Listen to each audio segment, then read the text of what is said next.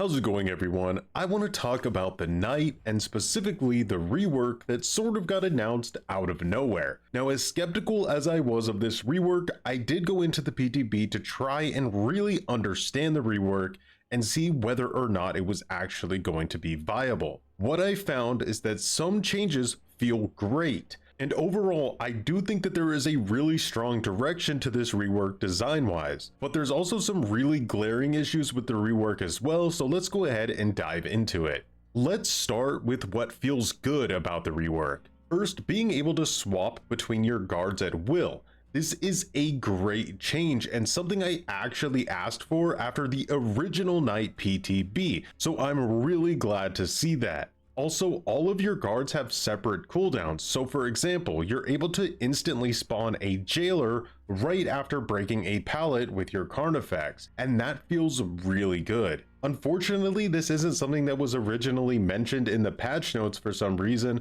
but I'm definitely glad it's a feature. Now on the PTB, you're also able to spawn a guard while another guard is already spawned. However, it does despawn the guard that's already out instantly as soon as you spawn the new guard, effectively canceling the guard that was already spawned. This also feels really good and is in no way unfair. All the guards still have separate cooldowns, right? The issue is that behavior is currently listing this as an unintended bug, but it should 100% stay in the game. If this gets removed, it's going to hurt the Knight a lot, and he's already going to be struggling heavily with this rework, and we'll get to that soon. But back to another positive thing I really enjoyed with the reworked Knight are the changes to his add-ons. Some add-ons were completely reworked and they're really good. Other add-ons were made partially base kit. All of it feels really well done. So I want to give props to behavior for that one. The last change that's really good is that they removed the extended hunt time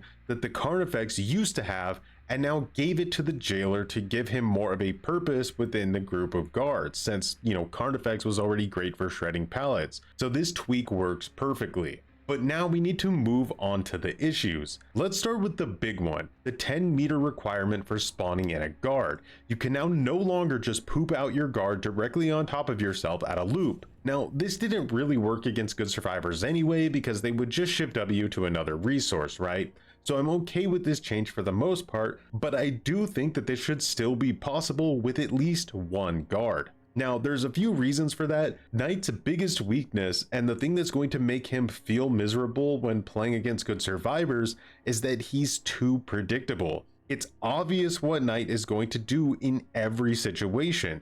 Survivor drops pallet, spawn pallet breaking guard, right? The formula is very predictable, and good survivors are going to dumpster him consistently, which will force more cringe playstyles to emerge. Giving him one guard that he can poop out in niche situations is going to make him much less predictable. Now, obviously this can't be the jailer because the jailer is too strong in sandwich tech. The assassin to me makes the most sense here because he has a really short hunt time, especially if the Knight is within 8 meters, so it would avoid the poop playstyle that behavior is trying to move away from. A good example of what I'm referring to with niche situations are situations like picking up a downed survivor. One of the best things you can do as a Knight player is poop out your guard right before you go to pick up a survivor off the ground in case another survivor is lurking nearby for a save. This doesn't really work anymore because it's too predictable. You have to send a guard out 10 meters from you and wait for them to walk back to you, and then you pick up the survivor, which again, any other decent survivor isn't going to fall for that, right? On a side note here, I think it would be pretty cool if the Knight had a built-in Mori where he could summon a Carnifex to quickly execute a survivor who was on their last hook stage. He's supposed to be an executioner, right? But the only thing he's really executing are pallets and cheeseburgers. So let's move on to another issue. In my opinion, there's some big mixed messaging going on with what behavior actually wants from Knight players. This is most evident with the fact that they no longer let you poop a guard out for immediate anti-loop, and instead you must send the guard out at least 10 meters. But if you help chase a survivor that's actively being hunted, the hunt time gets reduced to only a few seconds. Then at the same time, they've significantly reduced the spawn time of the banner, which ends the guard hunt if picked up by the survivor who's being hunted. So what is it? Does behavior want Knight to rely more on his AI guards, or don't they? It feels like you get punished for both playstyles and trying to use your power. It's just kind of strange. And from what I see happening, it's going to push Knight players to rely way too heavily on the Jailer to get hits, as he's really the only guard that is able to be used in a viable way because the guard hunt doesn't end when you 2v1 with him. Ironically, in an attempt to push away from sandwich tech, behavior has actually encouraged sandwich tech more than ever before. They want Knight to be played in a very specific way, and it makes his gameplay very linear and likewise very predictable. The solution to this, in my opinion, is to decrease the spawn time of banners. As of right now, they're incredibly too forgiving and require the Knight to basically always be there during a hunt. It's sort of like spamming your mimic tier in Elden Ring and cheering from the sidelines as you sit on the banner. The last thing I want to talk about is the guard AI. It's seen zero improvement from what I can tell. Survivors will literally 360 them and get away with it. The guards are just laughably stupid and jank at times.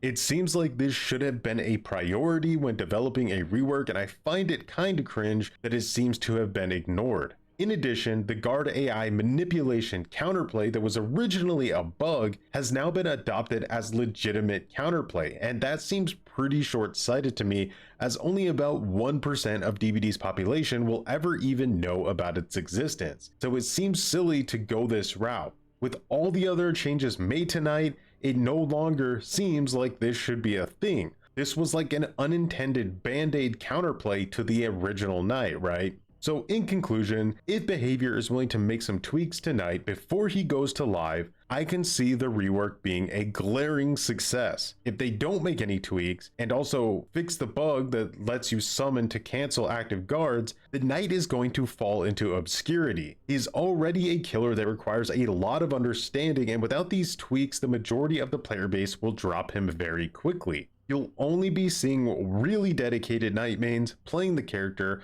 which I don't believe is the intention of the rework, right? Also, this is important to keep in mind. Knight will, for the most part, never really be a killer that survivors enjoy playing against. So there's no real reason to get overly hung up on trying to force that, right? Because it's just not going to happen. Of course, you can mitigate it, and you should try to mitigate it, but don't fool yourself into believing it will ever be fun to get sandwiched between an Alejandro Santiago and a Tarhosh Kavash. Well, maybe for some people. Alright, so there you have it, my review of the Knight rework from the PTB. A lot of information was left out of the original patch notes, which made the rework seem like it was going to be really bad. Fortunately, this rework does have legs. It does need a few adjustments, but if he gets those adjustments, it will be a much better version than the original Knight. But if those tweaks don't come, I'm really not sure if I personally see myself playing the character much in the future, so I hope that doesn't end up being the case. Let me know how you're all feeling about the rework, and as always, thanks for watching